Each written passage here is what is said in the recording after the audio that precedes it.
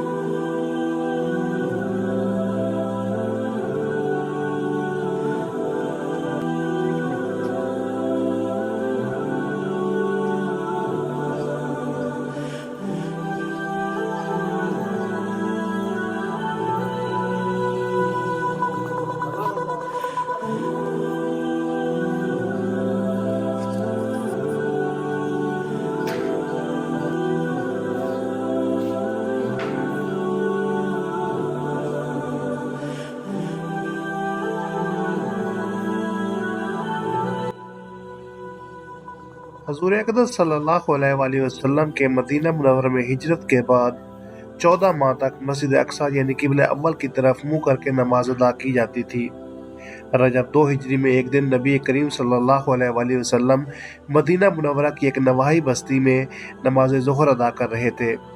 ऐन नमाज के वक्त अल्लाह ताला ने वही के जरिए किबला की तब्दीली का हुक्म दिया। नबी करीम सल्लल्लाहु अलैहि वसल्लम ने हुक्म की तामील में अपना रुख खाना काबा की तरफ मोड़ लिया। इसी निस्बत से इस मस्जिद को मस्जिद किबलतैन कहते हैं।